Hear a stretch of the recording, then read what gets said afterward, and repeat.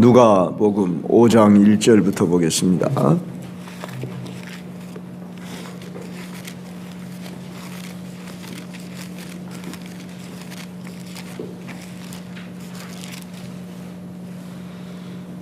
저희가 한 절, 여러분이 한 절 교독합니다. 큰 목소리로 읽어주시겠습니다. 무리가 몰려와서 하나님의 말씀을 들을새 예수는 게네사렛 호숫가에 서서 호숫가에 배 두 척이 있는 것을 보시니 거기는 배에서 나와서 그물을 주시니라. 예수께서 한 배에 오르시니 그 배는 시몬의 배라.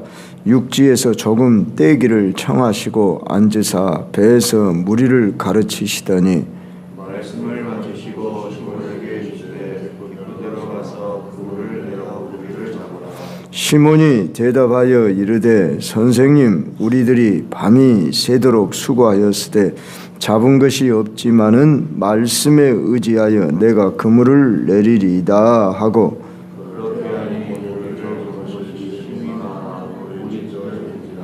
이에 다른 배에 있는 동무들에게 손짓하여 와서 도와달라 하니 그들이 와서 두 배의 채움에 잠기게 되었더라.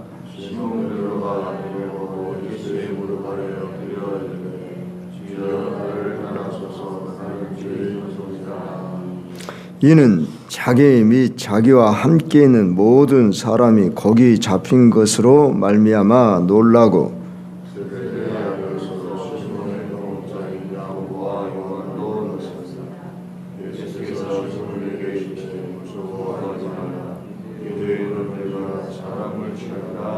같이 그들이 배들을 육지에 대고 모든 것을 버려두고 예수를 따르니라. 아멘. 우리는 어제부터 예수님의 갈릴리 사역을 보기 시작했습니다. 오늘 이 고기 잡는 어부들을 제자 삼는 사역 속에서 기적의 능력을 베푸시는 이 사역 이전에도 병을 고치시고 귀신을 쫓아내시는 사역, 이런 것을 우리는 앞에 나오고 있지만 또 앞으로도 나올 수 있기 때문에 그것을 좀 뛰어넘어 예수님의 이 고기 잡는 어부들을 제자 삼았다. 이 사건은 마태복음 4장 18절로 22절, 마가복음 1장 16절로 20절에도 나오지만 이 누가복음에서 더 상세하게 기록하고 있음을 우리는 봅니다. 그래서 많은 경우에 설교자들이 이 마태, 마가에도 나오지만 이 누가복음서를 주로 본문으로 택해서 말씀을 전하고 있지 않는가,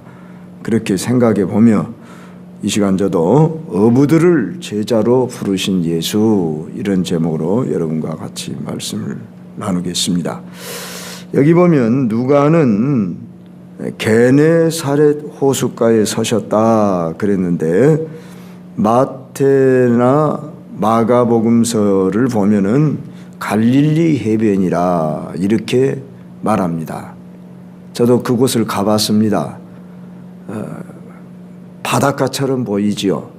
워낙 넓은 곳이라 끝이 잘 보이지 않으니까요. 그렇기 때문에 바닷가나 다름없이 보이지만 엄밀히 말하면 호수입니다.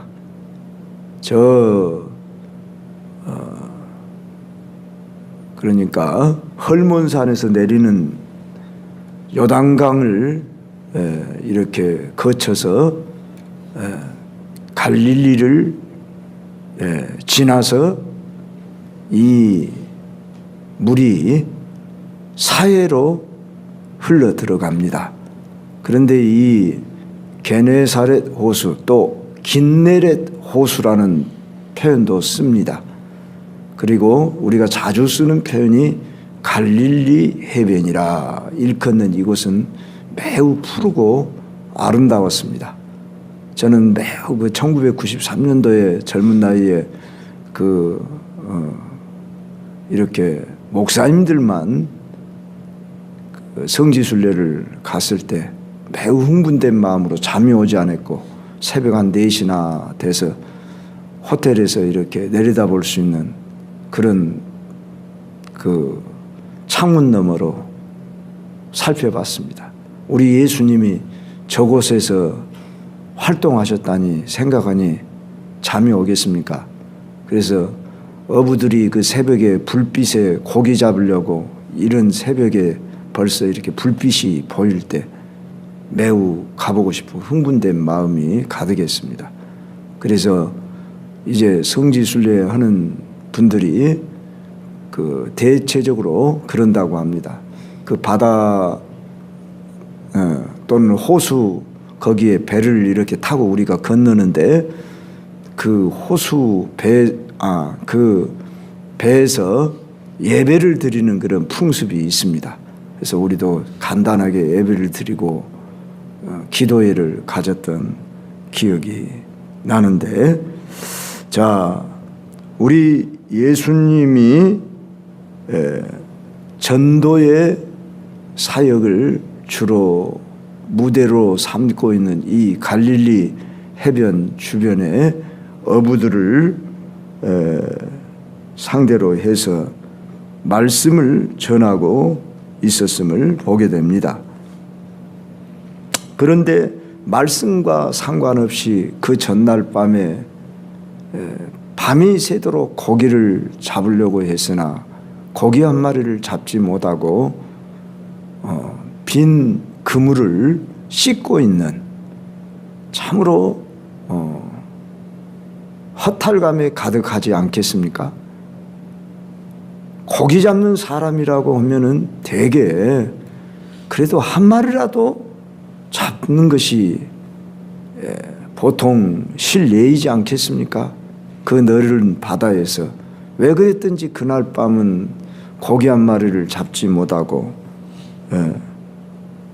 우리가 5절에 보면 우리들이 밤이 새도록 수고하였을 때 잡은 것이 없지만은 이런 표현을 볼 때에 한마디로 그날은 공쳤다. 그 장사하는 사람으로 우리가 볼 때에 그것도 밤이 새도록 수고를 했는데 얻은 것이 없었다. 그런 가운데 말씀을 전하고 있는 동안에도 그물을 씻고 있는 자기 일의 부질, 물론 그물을 씻으면서도 예수님의 말씀을 들었을 수도 있을 겁니다. 자, 이들의 모습 속에서 우리는 빈 배와 빈 그물의 상황에 있을 때 베드로의 배에 우리 예수님이 올라타셔서 하신 말씀이 특히 시몬에게 깊은 데로 가서 그물을 내려 고기를 잡으라, 이런 말씀을 하실 때에, 자, 시몬 베드로는 이미 부름을 받았으나 또 자기 자신의 업무에 충실하면서 주님을 따르는, 그러니까 온전히 지금 주님을 다 따르는 상황이 아닌, 예수님이 막 처음에 부를 때 너 배와 그물을 버려두라 그런 적 없습니다. 너는 나를 따르라. 우리가 베드로가 어떻게 부름을 받았는가는 저 요한복음인가를 보면은 베드로의 동생이 누구냐 그러면 안드레입니다. 안드레가 형에게 찾아가서 메시아를 만났다. 그러고 형에게 소개해서 예수님에게로 데리고 오지요. 그러니까 이 사건은 예수님을 이미 베드로가 이전에 만났다고 봐야 하는 것입니다. 그런데 그는 여전히 자기의 생업을 완전히 포기하지 못하고 그 일을 하고 있는 중이었습니다. 라도 쉽지 않은 이런 대답이지 않겠습니까? 여러분들이 어떤 일의 전문가일 수 있어요. 여러분 직업, 생업, 내가 김은정 집사님이 머리를 깎는데 김은정 집사님 머리를 그렇게 깎으면 안 돼. 이렇게 깎아야 돼. 만약에 빠마는 이렇게 하는 거야. 그랬다고 한번 생각해 봐요. 목사님 일이나 잘하세요. 이건 내가 전문가예요. 이렇게 말할 만 하잖아요. 그리고 또 고기도 한 마리도 잡지 못했는데 예수님이 대뜸 나셔서 그물을 씻고 있는데 뭐라고 했다고요? 깊은 데로 가서 그물을 던지래요. 그러니까 베드로가 뭐라고 했는가 우리가 이 말씀에 주목을 해봐야 됩니다. 선생님, 우리들이 밤이 맞도록 이렇게 수고해서 잡은 것이 없잖아. 말씀에 의지하여 내가 그물을 내리다. 당신의 말씀, 그 말씀을 의지해서 이미 여러 번 들어왔다 그 말입니다. 예수님의 그 말씀의 인격 속에 담겨있는 그 능력 속에 담겨있는 그 말씀에 의지하여 쉬운 얘기가 아닙니다. 그 바다에서 잔뼈가 굵고 그 바다의 생리를 잘 아는 사람은 누구예요? 베드로 자신이에요. 그리고 간밤에 밤이 새도록 그물을 던졌어요.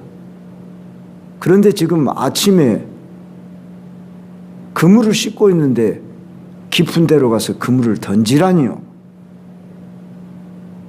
그리고 고기는 깊은 데 가서 그물을 던져서 고기가 없는 것이 대체적인 생리 아니겠습니까? 어디가 고기가 있는지 없는지 누가 더 잘 알아요? 경험에 의해서 전문가인 베드로 자신이 잘 알아요. 그런데 깊은 데로 가서 그물을 던지래요. 그래서 내가 경험상 잡은 것이 없지만은 말씀에 의지하여 그물을 내리리이다. 그래서 그물을 던졌는데 힘이 많아 그물이 찢어지는지라. 아니 밤이 맞도록 수고해서 내가 잡은 것이 없는데 어떻게, 물론 한 번 던졌는지 두 번 던졌는지는 알 수 없지만은 주님이 하신 말씀에 순종해서 깊은 데로 가서 그물을 던졌더니 그물이 찢어지게 마는지라. 또 7절에 보니까 이에 다른 배에 있는 동무들에게 손짓하여서 도와달라 하니 그들이 와서 2배의 채움에 잠기게 되었더라. 배라고는 2배밖에 없어요. 그런데 그 2배에 그냥 꽉 채워지도록 잠기게 될 정도로 잡히게 되었더라. 이에 우리가 다 아는 오늘 본문 내용이지만 조금씩 깊이 읽고 묵상하며 살펴야 합니다. 베드로가 예수의 무릎 아래에 엎드려 이르되 주여 나를 떠나소서 나는 죄인이로소이다. 주님이 행하신 그 능력을 경험하고서 기뻐 뛰는 게 아니라 주여 나를 떠나소서. 우리는 보통 지금 주여를 그냥 상습적으로 우리가 하지요. 그런데 앞에서 예수님을 향해서 선생이여 그렇게 불렀는데 오늘 여기서는 능력을 경험하고서는 뭐라고 불러요? 큐리오스, 주여 나의 주인이시. 물론 높임말로 그냥 주여 했을 수도 있지만 그가 부를 수 있는 최고의 존댓말은 큐리오스, 주여 나를 떠나소서. 나는 죄인이로서다. 왜 떠나라고 했을까요? 그 능력 앞에 경외감에 사로잡히지 않았겠습니까? 그래서 예수님이 10절에 보면 무서워하지 말라. 이제 후로는 네가 사람을 취하리라. 무서워하지 말라고 이렇게 예수님이 말씀하신 걸 보아서 그 2배의 고기가 가득 채울 정도로 잡히는 것을 보고 자기가 예수님을 두려운 마음에 지금 있기 때문에 나를 떠나소서, 그리고 나는 죄인이로서이다, 이런 고백이 나왔어요. 참으로 우리가 이 말씀을 읽고 또 묵상할 때마다 이 베드로의 심정, 또 그 동료들의 심정이 어떠했을까? 한마디로 이분은 도대체 누구신가? 우리가 이 일의 전문가지 않아요? 예수님은 무슨 직업 가졌던 분이에요? 목수예요. 목수와 이 어부라고 하는 것은 완전히 천양지가 날 정도로의 그 일이 너무나 상반된 그런 직업에 해당되는 분이잖아요. 산에서 나무 꺾어다 이 집을 짓는다든지 목재로 쓰는 이 산에서 전문가인, 이 나무의 전문가인 목수와 저 바다 물가에서 고기 잡는 어부는 전혀 상반된 이런 직업을 가지고 있는데, 아니 이분이 누구시길래 도대체 깊은 데로 가서 그물을 던지라고니 그물이 찢어질 정도로 잡히는 이런 능력의 주님, 이건 전문가 수준이 아니다 그 말입니다. 밤이 맞도록 해본 일이고 우리가 이 바다의 사정은 누구보다 잘한다. 이른 아침부터 해질 때까지 늘상 어디에 가야 고기가 있고 없고, 지금 때는 고기가 있는 때고 없는 때고, 이건 상식을 벗어난 이야기다 그 말이에요. 그런데도 불구하고 당신이 그 말씀하는 말씀에 의지하여 우리가 그물을 내리겠다고 하는 이 말, 상식에도 안 맞고 무엇에도 안 맞고 전혀 그 무엇으로도 상관이 있을 수 없는지만 당신의 말씀에 의지하여 그물을 내렸다는 겁니다. 그랬더니 이런 일이 일어나다니, 주여 나를 떠나소서, 나는 죄인이로소이다, 이런 고백이 베드로가 있었습니다. 이 고백이 무엇을 의미합니까? 여러분 자신에게 한번 대입해 보고 적용해 보시기 바랍니다. 지금까지 내가 살아온 경험과 지식과 어떤 나의 세계관, 가치관이 있지 않겠습니까? 그 모든 것을 이제 한순간 내려놓을 수밖에 없고 그분의 무릎 아래 엎드렸다고 그랬습니다. 무릎 앞에 엎드린 것은 겸손한 자세는 물론이고 항복하는, 자아를 포기하는 그 자세 아니겠습니까? 그리고 그분 앞에 엎드렸습니다. 그랬을 때에 우리 예수님이 그와 함께한 사람들도 놀랐다, 놀라고 놀랐음이라 그랬죠. 야고보, 요한이 여기 소개되고 있습니다. 세베대의 아들로서 시몬의 동업자인 야고보와 요한도 놀랐습니다. 그런데 유독 주목하는 사람은 누구예요? 시몬입니다. 예수님은 개인으로 상대하고 개인적으로 찾아와서 말씀하십니다. 무리 중에도 말씀했지만은 유독히 내게 말씀하시는 주님. 여러분, 이 주님을 만나실 수 있기를 바랍니다. 그 주님이 뭐라고 말씀합니까? 무서워하지 말라. 이제 후로는 네가 사람을 취하리라. 이렇게 누가는 소개하는데, 마태와 마가는 나를 따라오너라. 내가 너희로 사람을 낚는 어부가 되게 하리라. 이렇게 말씀합니다. 사람을 취하리라 이 말과 사람을 낚는 어부가 되게 하리라, 이 말이 다르게 여러분에게 들려질지 모르지만 동일한 의미를 이제 바라보는 저자에 따라서 이렇게 다르게 표현할 뿐입니다. 자, 사람을 취한다. 거기 1번에 사로잡으리라, 그렇게 헬라어로 번역할 수 있다고 조그맣게 써 있죠. 사람을 사로잡다니 뭔 말씀입니까? 고기를 네가 잡고 고기를 사로잡는 일에 네가 전념하는 어부지 않냐? 너는 이제부터 사람을 사로잡는, 사람을 취하는, 사람을 영혼을 건지는 애는, 살려내는, 너는 지금까지 고기를 잡아서 그것을 팔아서 돈을 삼아서 생업을 이어가는, 먹고 살기 위한 수단으로 살아가는 너는 이제 사람을 사로잡아 사람의 영혼을 취하여 사람을 살리는 이러한 자로 살게 되리라. 이 부름 앞에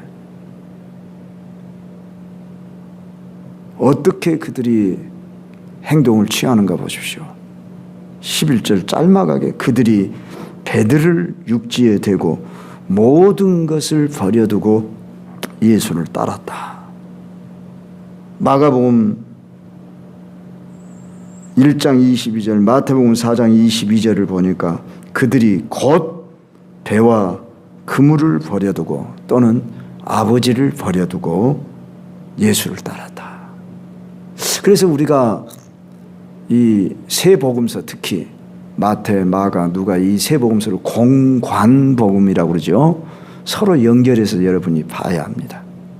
자, 누가는 모든 것을, 배들을 육지에 대고 모든 것을 버려두고 예수를 따랐다, 이렇게 말했지만 마태나 마가는 배와 그물을 버려두고 또는 부친을 버려두고 이런 단어를 쓰고 있다는 거예요. 구체적으로 주님이 버려두라고 했습니까?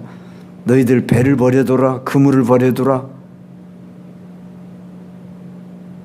그런 말을 하지 않았어요. 단순하게 나를 따라오너라, 내가 그러면 너로 사람을 낚는 어부가 되게 하리라, 사람을 낚는 어부가 되리라, 사람을 취하리라, 사명을 준 거죠. 이 사명 앞에 그들은 곧, 다른 복음서에 보면 곧이라고는 즉시,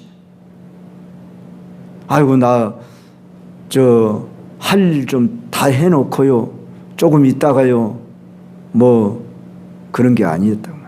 곧 즉시 배와 그물과 부친을 버려두고. 자, 부친을 버려뒀다는 뭐예요? 아버지와 함께 동역하면서 아버지 아래에서 지금 살아가는 그런 인간관계도 지금 뭐 끊었다고 표현하기는 그렇지만은 인간관계를 뒤로 하고 자기들의 생업인 배와 그물이라고 하는 이 도구를 버려두고, 심지어 누가는 모든 것을 버려두고 예수를 따랐다. 무엇 때문에? 그분의 능력 앞에.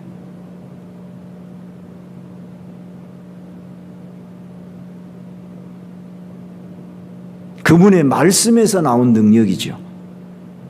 그저 기적만 보고 따른 게 아니라 그분의 말씀에 의지하여 순종한 것밖에 없어요. 그랬더니 이러한 역사가 일어나더라. 자, 오늘 우리는 예수님의 이 부르심 속에서 예수님은 그들의 인격을 존중하며 그들에게 보여주시고 말씀하시면서 보여주시는,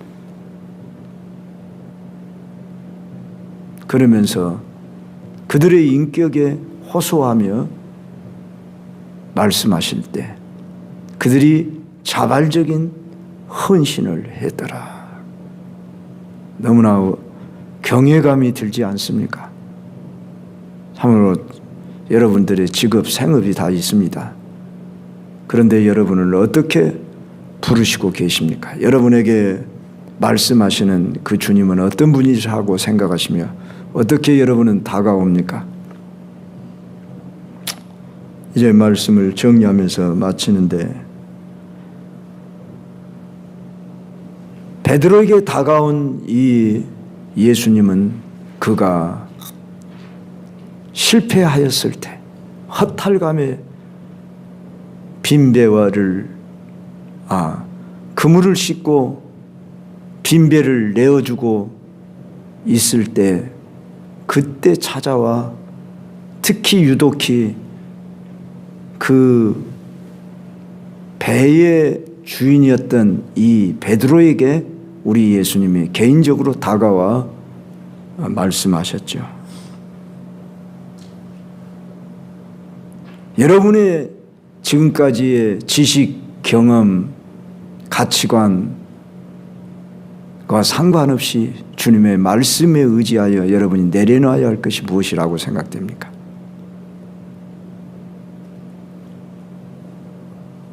여러분은 지금은 어디를 향하여 가고 있으며 무엇을 여러분에게 주님이 말씀하고 계십니까? 내게 다가오신 주님, 내가 지금까지 예수님 믿고 또 앞으로도 예수님을 따르는 그 길에 나에게 준 사명이 무엇입니까? 개인적으로 여러분이 받으시는 그 사명 따라 가야 할 길이 무엇인지 오늘 이 아침도 주님께 더 가까이 나아가시고 주님이 말씀하신 데 귀를 기울이며 순종할 자세가 되어 있는 나인가? 오늘도 주님이 여러분을 향하여 부르실 때 뭐라 말씀하신지 들으시고 여러분이 버려두고 따를 만한 그것이 무엇인지 여러분도 여러분에게 주어진 사명 따라 그 길을 가실 수 있기를 바랍니다.